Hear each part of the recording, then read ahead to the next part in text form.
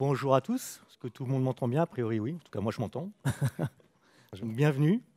Bienvenue à la session NGINX. Donc, pour cette session, on sera deux présentateurs. Donc, je vais me présenter en premier. Donc, moi, je suis Harry Climbourg. Je suis Senior Social Engineer NGINX chez F5, donc dans la business unit NGINX. Et je vais être accompagné ce soir donc, de Fouad. Global Solution Architect sur tout ce qui est Modern Application, Cloud Native Technology. Donc en gros, on va couvrir avec tout ce qui est API, Gateway API Management, Ingress Controller, Kubernetes, Manage Kubernetes. Voilà, donc la session donc, va parler effectivement, bien sûr, d'NGINX dans un contexte donc, de Modern Apps.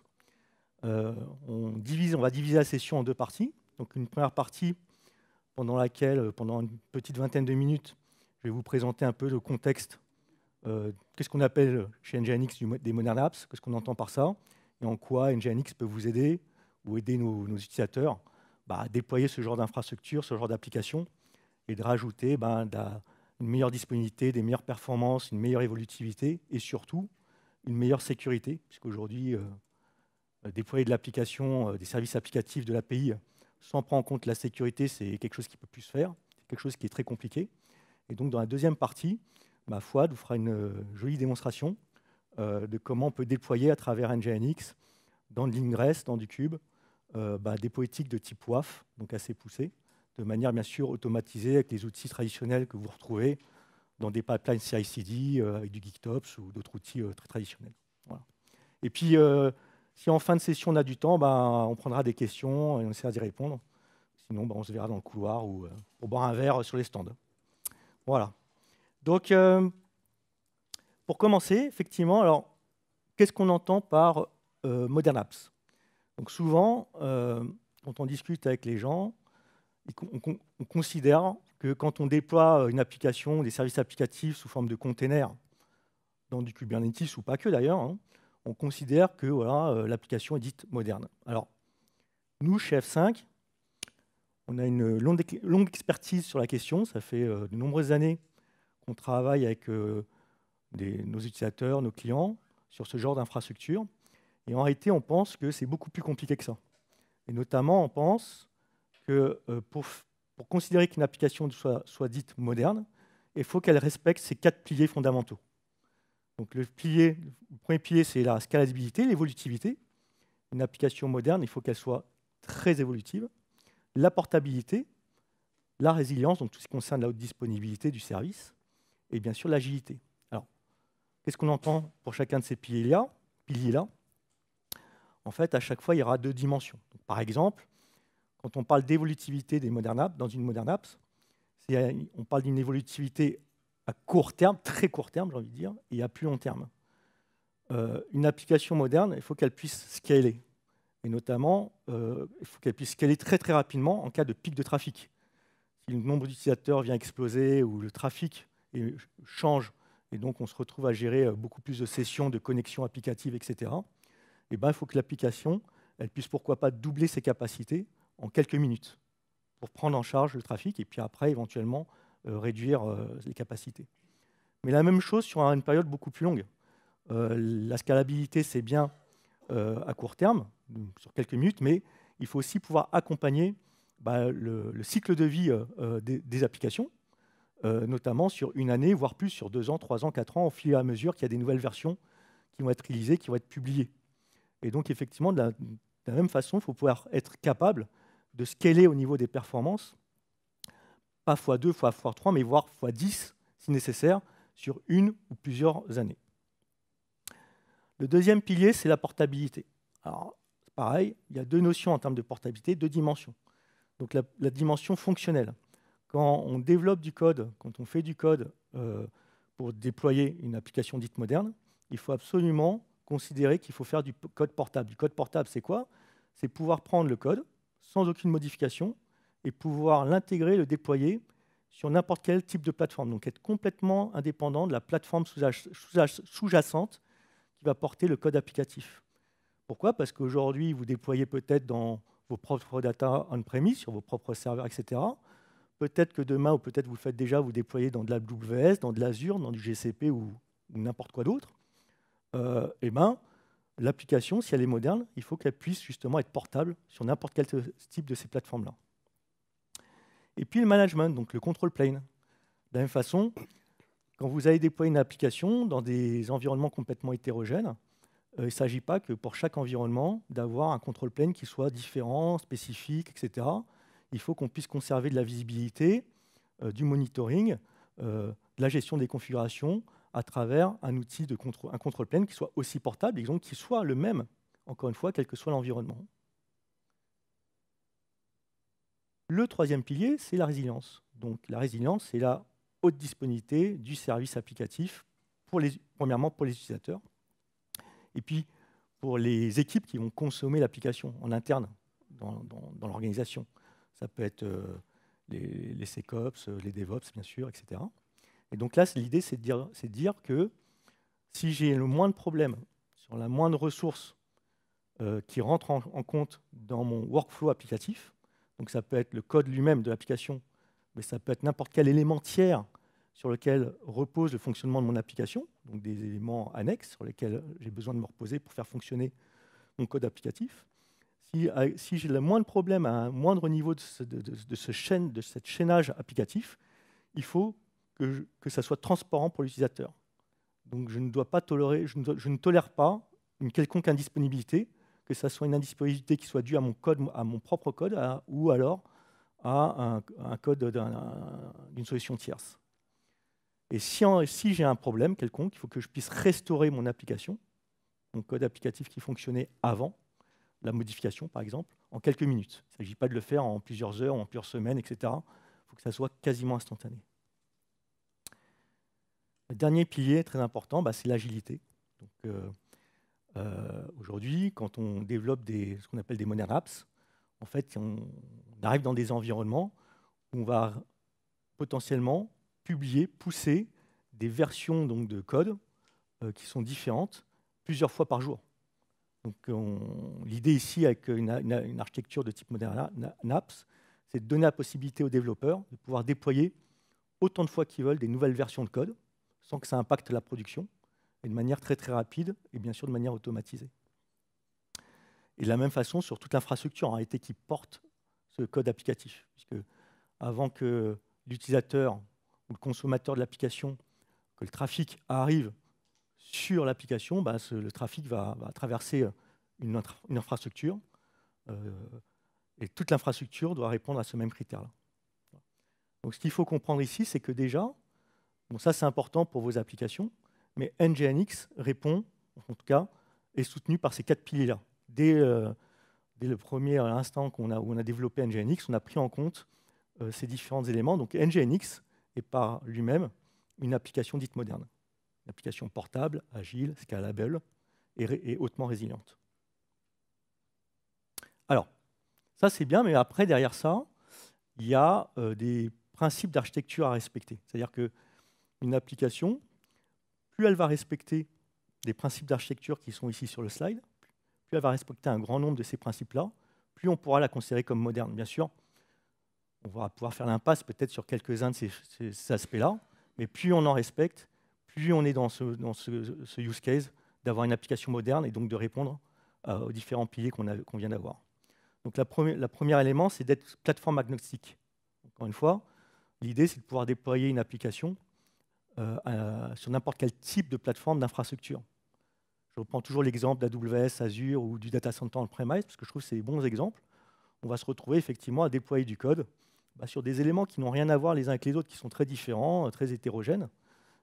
Mais n'empêche que si vous faites de l'application moderne, il faut pouvoir justement porter comme ça votre code. Et donc c'est le cas notamment d'NGINX. NGINX, c'est typiquement un code applicatif, c'est du software à 100%, que vous allez pouvoir déployer dans du container, déployer sur du bare metal, sur une machine Linux par exemple, dans une machine virtuelle, ou carrément sur du Edge. Et c'est le même code, c'est la même application, il n'y a rien à changer, vous déployez de manière transparente. Le deuxième principe d'architecture applicatif, c'est effectivement, dans la mesure du possible, de prioriser l'utilisation de l'open source. Pourquoi? Parce que quand vous allez faire de l'open source, l'intérêt, c'est que vous avez accès au code. Et donc, vous pouvez comprendre comment ça fonctionne sous le capot. Et ça, c'est hyper important, notamment quand on est confronté à faire du troubleshooting ou qu'on est amené à avoir des problèmes. Plus on a la connaissance de comment fonctionne réellement le code, plus c'est naturel. Plus on va être réactif, plus on va comprendre les choses, plus on va être bon pour les résoudre rapidement. Et ça, c'est très important. Donc, bien sûr, dans la mesure du possible. Mais plus on peut, mieux c'est. Troisième élément, définir du code applicatif qui soit le plus réutilisable possible. Pour simplifier tout simplement la vie et pour assurer aussi une certaine stabilité, puisque je ne recode pas toujours la même chose ad vitam aeternam en faisant éventuellement des nouvelles erreurs, etc. Et je peux apprendre de mes erreurs et je peux comme ça optimiser les choses au fur et à mesure. Donc là, typiquement, c'est d'utiliser un maximum de microservices, et donc notamment de ce qu'on appelle aujourd'hui des API. Donc c'est quelque chose qui est très, très utilisé depuis de nombreuses années, mais ça a fait sens parce que justement, c'est des microservices qui sont réutilisables. C'est du code que je peux comme ça déployer à foison très, très rapidement sur des petits containers orchestrés et qui vont être réutilisables pour des frameworks applicatifs divers et variés en fonction des besoins. Le quatrième principe d'architecture, c'est effectivement essayer de s'intégrer au maximum dans des process de type DevOps, avec de l'automatisation, sur des principes de type CI/CD, pour pouvoir justement assurer ce cycle de vie applicatif de manière, je dirais, la plus simple possible, avec le moins d'erreurs possible et de manière aussi le plus efficace, le plus rapide. C'est l'idée effectivement de mon versionning, de gérer mes différentes versions de code et de pouvoir comme ça les réaliser, les distribuer, les publier de manière simple et rapide, sans erreur, à base de templates sur mes différents environnements. Ensuite, il y a le cinquième point, est très très important, et ça sera un peu le focus de la démo, et un peu ce que j'ai envie de laisser comme trace ce soir quand vous allez partir, c'est l'aspect sécurité. C'est aujourd'hui, enfin c'est pas qu'aujourd'hui, mais ça fait un moment que c'est le cas, la sécurité est devenue une partie prédominante, très importante, dans le développement des applications. Donc effectivement, c'est quelque chose qu'il faut prendre en compte dès le codage. Il y a beaucoup de solutions qui sont super intéressantes, qui fonctionnent super bien, qui permettent de scanner le code, auditer le code, pour voir effectivement s'il n'y a pas des librairies qui sont utilisées ou des fonctions qui sont codées de telle ou telle façon et qui poseraient problème en termes de sécurité. Donc ça, c'est top. Mais en fait, il ne faut pas penser, en termes de sécurité, il n'y a pas que ces aspects-là de codage qui sont importants à prendre en compte. Il y a des aspects aussi d'authentification des accès aux services applicatifs. Donc typiquement, comment je m'assure que les accès à mes API soient authentifiés et autorisés de manière correcte. C'est comment je m'assure de mettre en œuvre de chiffrement symétrique mutuel entre différents microservices qui ont besoin de parler l'un avec l'autre de manière authentifiée et chiffrée. C'est comment je déploie du WAF, donc un firewall applicatif web, pour pallier effectivement aux vulnérabilités qui pourraient être découvertes entre le moment où j'ai déployé mon code, qui a bien été scanné sans vulnérabilité, mais quand je déploie à l'instant T, je suis bien, mais peut-être que 2-3 jours plus tard, une nouvelle vulnérabilité d'une librairie qui est utilisée dans le code sort, n'était pas connue avant, il faut que me laisser le temps d'analyser la chose et de patcher mon code. Donc la mise en œuvre d'un WAF est hyper important aussi dans cette architecture d'application dite moderne. Et ça, ce sont des notions qui ne sont pas faciles à mettre en œuvre. C'est toujours facile à dire, il faut coder de manière simple, sécurisée, etc. Mais c'est tout sauf simple, c'est très compliqué. Et donc NGINX, dans ses dernières versions, dans la version plus, le gros intérêt, c'est que ça vous amène une richesse fonctionnelle en termes de fonctionnalités de sécurité qui vont vous permettre d'assurer ces problématiques-là de manière simple. La mise en œuvre d'un WAF, l'authentification, les autorisations, le chiffrement mutuel sont intégrés de manière native dans NGINX. Et le dernier élément, le sixième et dernier, c'est de considérer toujours qu'on est dans un monde global. C'est-à-dire que quand vous allez déployer un service applicatif, c'est très très souvent pour des utilisateurs qui se connectent un peu aujourd'hui n'importe où, à partir de n'importe quel endroit, en utilisant des terminaux divers et variés. Donc, vous pouvez avoir des utilisateurs qui sont en Europe, d'autres qui sont aux États-Unis, d'autres qui sont sur la plaque Asie. Et puis chacun se connecte avec des terminaux différents, Donc tout ça, c'est un monde très hétérogène, mais il faut prendre ça en compte quand on déploie aussi son architecture applicative pour essayer d'avoir quelque chose qui soit performant, hautement disponible, hautement scalable. Donc il faut garder ça en tête. Voilà. Donc plus votre code, votre application, votre service applicatif respectera cette liste de principes, plus on pourra la considérer comme étant moderne, bien sûr. Et bien sûr, Nginx suit aussi par lui-même ces principes d'architecture logicielle. Alors, sachant cela, comment Nginx va pouvoir s'intégrer là-dedans et vous donner, vous aider. Alors,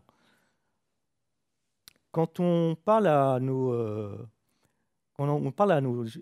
utilisateurs de ces sujets-là, donc de déploiement d'applications dites modernes, on leur a posé la question à savoir, mais quels sont les plus gros freins, les difficultés auxquelles vous êtes le plus confrontés, les problèmes, les challenges auxquels vous devez faire face quand vous souhaitez déployer des applications modernes, ces fameux microservices, etc., dans des environnements hyper distribués, sur des plateformes hétérogènes, etc.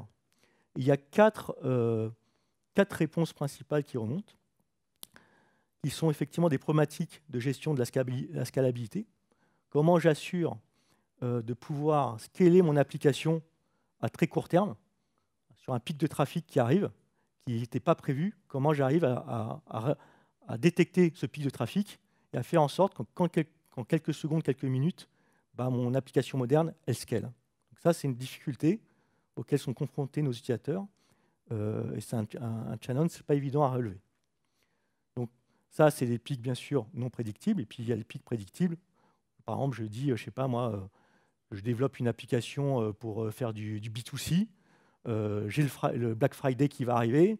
J'ai Noël qui va arriver. Je sais que là, je vais avoir un pic de trafic. Bon, pareil, comment je prends en compte cette information pour faire en sorte que sur la période en question, je vais scaler, je vais tenir la charge et qu'il n'y aura pas de problème.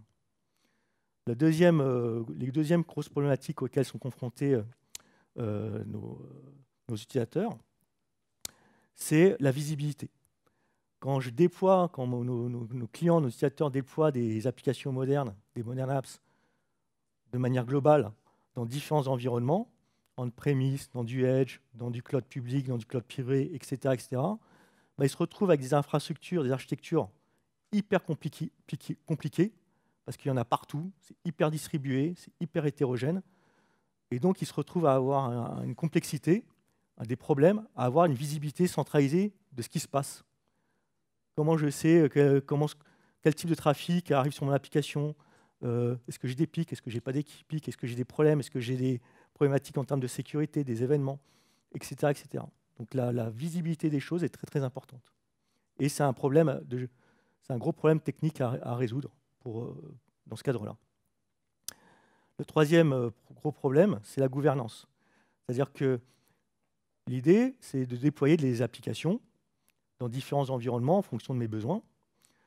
Comment j'assure, quand je dois gérer, encore une fois, ce monde hyper distribué, hyper hétérogène, que mes politiques de services applicatifs ou de sécurité qui ont été décidées, je dirais, de manière globale pour l'organisation, soient bien les mêmes, quel que soit l'endroit où déployer mon application. Et enfin, la sécurité, très, très important. Comment je fais en sorte d'intégrer de manière simple la sécurité dans mon application. Donc, comment je donne les clés un petit peu aux gens qui font le développement sur cette partie sécurité qui doit être pris en compte dès le développement de la première ligne, je dirais, du code applicatif.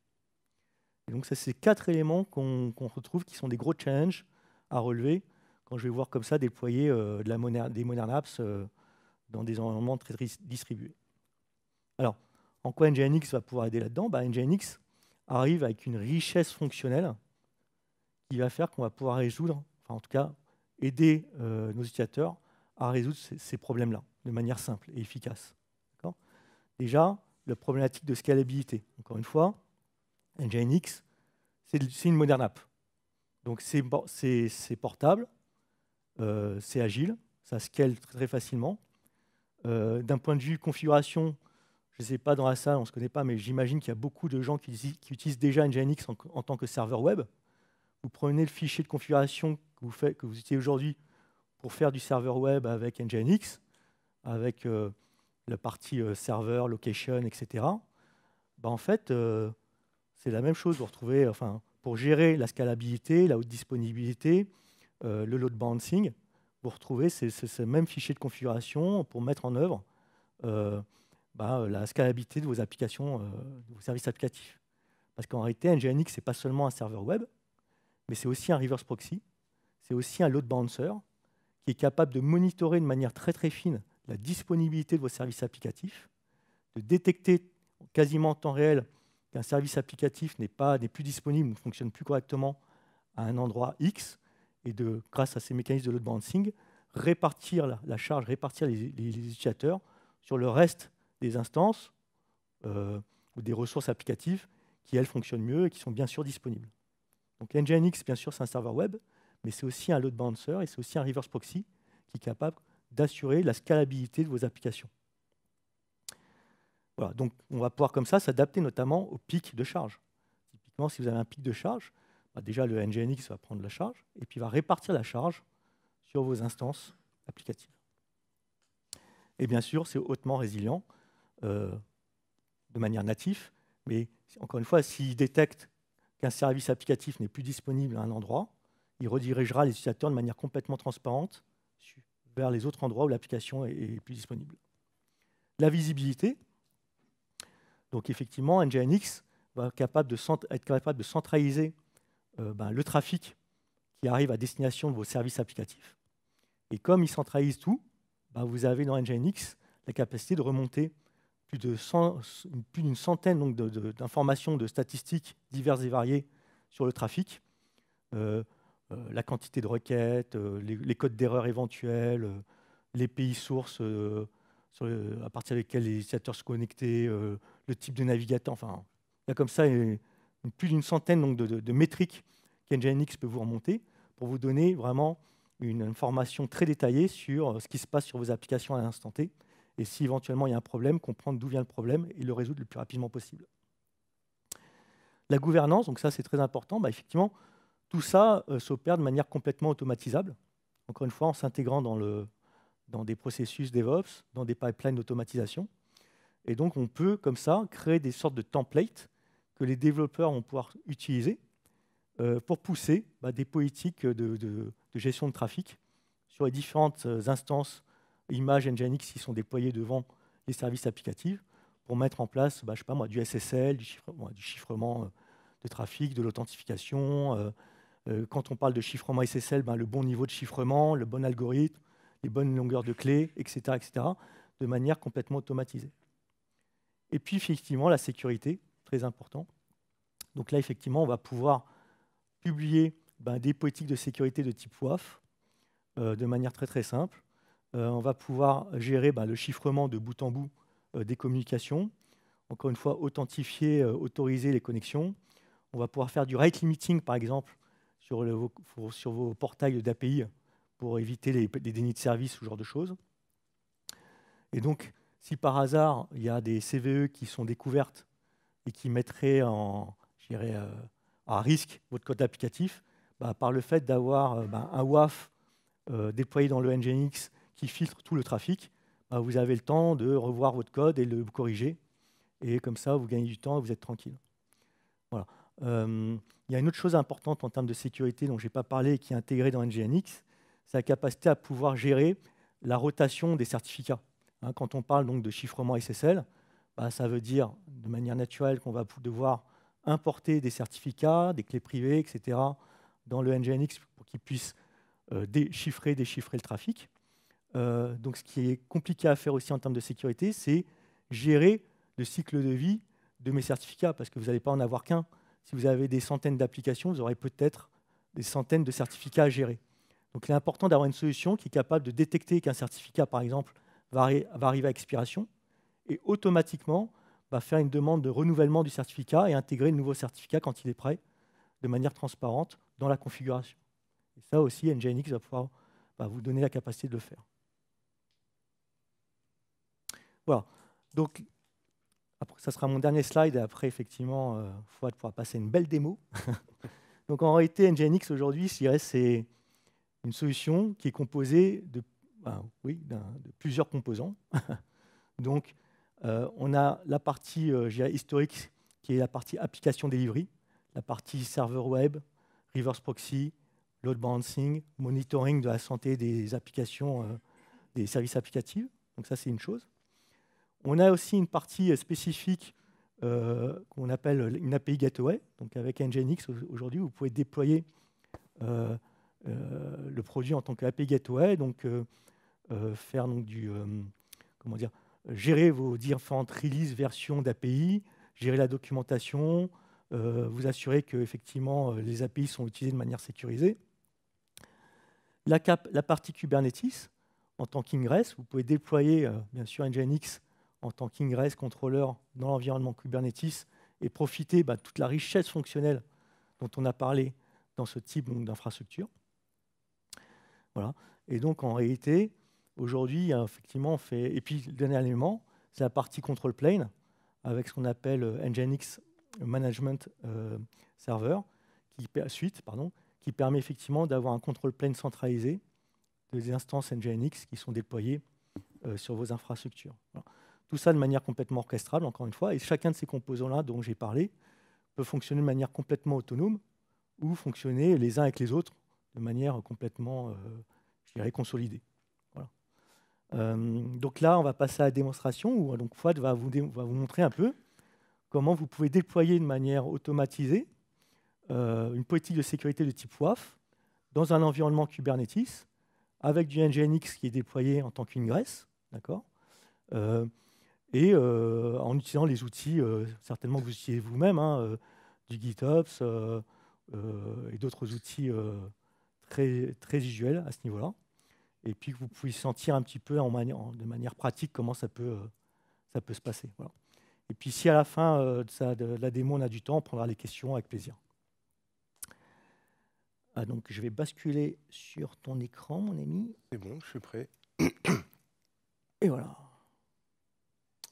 Juste pour éviter de faire un hors-sujet ou de partir trop loin rapidement, il y en a qui utilisent déjà Nginx Ingress Controller, Kubernetes. Il y a deux versions. Il y a la version Community, qui est gouvernée par SNCF, et après il y a la version Nginx, nginx.com. C'est celle d'Nginx ou Communauté? Communauté, ok, pas de problème. Alors, on a la nôtre, et qui fonctionne plutôt pas mal. Et ce qu'on va essayer de voir dans la démo ici, c'est plutôt utiliser GitOps en tant que framework opérationnel pour faire en sorte d'utiliser Nginx Ingress Controller en tant que gateway aux applications qui sont hostées dans Kubernetes et faire en sorte qu'on puisse protéger ces applications avec le WAF qu'on a intégré dedans. Donc, il y a 4 ans, F5 a fait l'acquisition d'Nginx et la première réflexe qu'on a eu, c'est de dire on a un WAF, on a un moteur de WAF qui fonctionne plutôt pas trop mal enterprise grade. Qu'est-ce qui se passe si on le met dans Nginx en faisant en sorte qu'il soit intégré sans dénaturer la nature d'Nginx, c'est-à-dire la portabilité, la scalabilité, l'agilité, et de faire en sorte qu'il fournisse quand même un niveau de sécurité qui soit satisfaisant pour nos clients. Et donc on a fourni ça. On a maintenant aujourd'hui donc ce WAF qui est utilisé chez plusieurs clients et qui fonctionne. On a des gains par rapport à mode security en termes de performance, en termes de fonctionnalité, en tant que couverture sécurité. Ce qui se passe souvent, c'est ce qu'on essaie de montrer dans ce slide, c'est qu'on se dit, voilà, l'ingress est managé par mes Kubernetes operators ou mes plateformes operators, et il y a les gens de la sécurité qui nous embêtent des fois et qui disent il faut sécuriser votre application, on ne peut pas la délivrer sur Internet tant qu'elle n'est pas sécurisée. Et ce qu'on va faire, c'est de faire en sorte de réconcilier les deux parties pour faire que les équipes de sécurité puissent fournir les guidelines, ou en tout cas les directives de protection des applications, dans un Git. Ici, c'est un GitLab dans le lab. Et ensuite, il y a des équipes dev et DevOps qui délivrent les applications en faisant en sorte que chaque delivery d'application et chaque nouvelle version ait bien sa version de la politique de sécurité applicative qui y est attachée. Et pour ça, on va utiliser donc GitLab en tant que source of truth, Argo CD en tant qu'orchestrateur, Nginx Ingress Controller et sur un Vanilla Kubernetes, et Grafana pour tout ce qui est visibilité. Visibility Insight. Donc, on va aller commencer par là déjà. dans Nginx Ingress, donc le nôtre Nginx, donc on a rajouté des CRD récemment qui permettent d'avoir plus de lisibilité, beaucoup plus de facilité sur le déploiement. Donc les CRD, donc il y a Kite Virtual Server, ça nous permet plusieurs choses, c'est-à-dire de définir au niveau du virtual server un host, des upstreams, et pour différents passes, les upstreams on veut rattacher. On peut y raccrocher des policies. Voilà, j'ai une policy, je peux faire du rate limiting, je peux faire du canary testing, je peux faire des sub-layers de virtual server avec des virtual server root pour faire du cross namespace pour les applications. Ici, en l'occurrence, la policy, on va lui dire, on lui attache une politique de WAF, Web Application Firewall. Et là, ici, c'est la description de la politique de Web Application Firewall. Donc, c'est du Web Application and API Protection. C'est-à-dire que si vous avez des API, vous pouvez également les protéger contre les attaques type attaques contre les API. On a rattaché ce repo GitLab avec Argo CD pour qu'il puisse détecter tous les changements et faire en sorte qu'ils soient poussés directement sur le Nginx Ingress. Et bien entendu, on a nos dashboards Nginx Ingress. Normalement, tout fonctionne puisque encore ce matin, j'avais testé. Voilà. Et donc, ce qu'on va faire un truc très simple. On va commencer, hop, on va éditer le virtual server. Si on teste là, c'est peut-être un peu petit ça. Tout le monde voit ou comme ça? C'est bon? C'est mieux là. Ah, génial.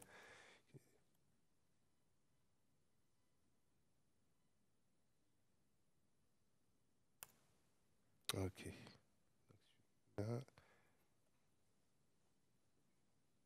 Il n'y a pas de session au Devox sans kubectl. Donc, voilà. Là, ça veut dire qu'on a déployé, vous retrouvez tout le YAML qui était déployé, qui était montré dans le Git. On a avec notre host, c'est bien déployé. Et si on va lui faire un get map policy, donc là on a une policy qui est déployée et elle est en mode blocking, c'est bien ce qu'on a dans notre Git. On va juste faire un petit changement pour voir que ça fonctionne bien. Hop, c'était pas ce fichier bien entendu.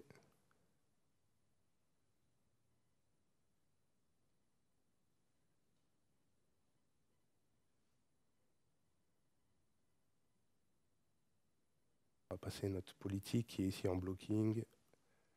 On va la passer en transparent. Les différentes tâches qu'on peut faire traditionnellement sur une politique WAF, on peut le faire ici.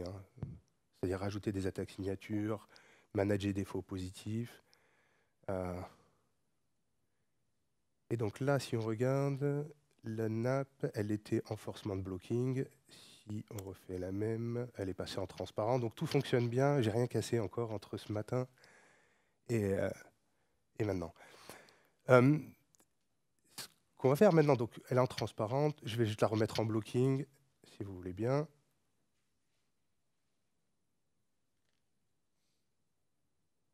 On va faire des commits sans message.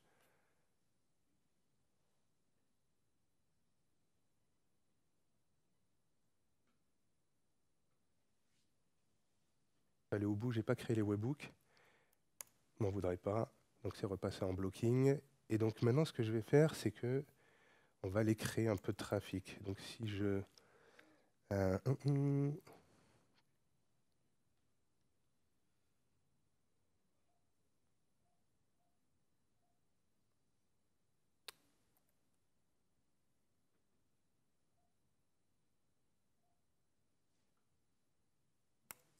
voilà.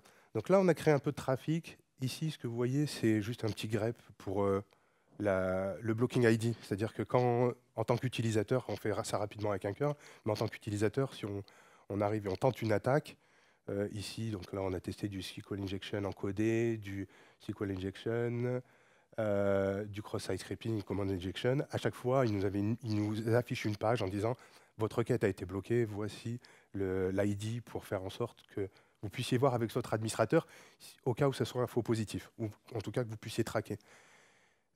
Et si on génère un peu plus, donc là on a juste vite fait un autre script qui est sur lequel, voilà, qui va générer un peu plus de trafic, c'est pour nous aider à la visibilité. Donc là on récupère des adresses IP également random qui viennent d'une base de bots et qui nous permettent, donc si on met à jour, qui va nous permettre d'avoir un peu plus de visibilité et de pouvoir traquer tous les changements ou toutes les requêtes d'où qu'elles viennent. Voilà, donc là on commence à voir apparaître les graphes sur les 5 dernières minutes. Donc là on a les métriques pour toute la partie ingress. On va avoir des métriques un peu plus détaillées également sur la latence, les active connections, l'utilisation pour l'ingress. Tout ça c'est natif. Donc avec Prometheus et Grafana c'est complètement natif. Et ça, voilà, sur des environnements où vous avez déjà tout l'écosystème, vous retrouverez vos petits assez rapidement. Et si on regarde la partie NAP, Main Dashboard, voilà. Donc la partie sécurité, on retrouve ça. Voilà. Je vais réduire sur les 5 dernières minutes. Et donc, on va retrouver le type d'attaque signatures qui ont été bloquées.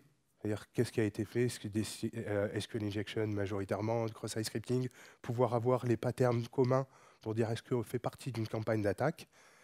Et dire, bah voilà, il y a F5 Labs, nos ingénieurs chez F5 Labs monitorent le Darknet, ont des honeypots, ont tout un arsenal pour vérifier les campagnes d'attaque. Et donc, dès qu'ils voient un nouveau pattern de campagne d'attaque, ils vous mettent à disposition des règles dynamiquement que vous pouviez accepter ou pas accepter, vous êtes libre au choix. Et ensuite, du coup, ça vous protège contre les attaques de type 0D. Et c'est inclus de base dans la solution.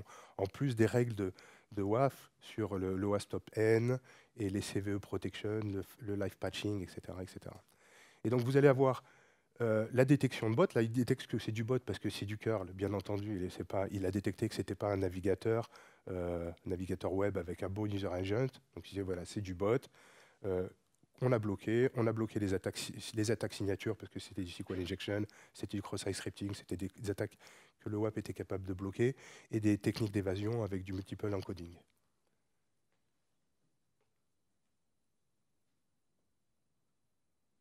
Et donc pour les attaques signatures, on vous fournit de manière assez régulière, donc toutes les 6 semaines, on vous fournit une liste de mise à jour d'attaques signatures.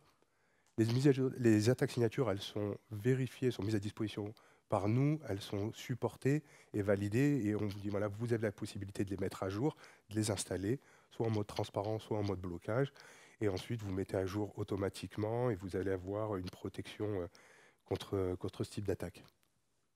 C'est quelque chose qui vous parle par rapport à ce que vous faites régulièrement sur toute l'intégration GitOps? Donc là, je suis assez content, la démo elle a marché, elle n'a pas planté. Ce qui est pour la dernière session, sûrement c'est votre dernière session sur le Devoxx, c'est ça? On termine sur une bonne touche. Donc si vous avez des questions, il nous reste un peu de temps, 6 minutes. Heureux d'y répondre. Des commentaires. Merci. Merci à vous en tout cas. Merci.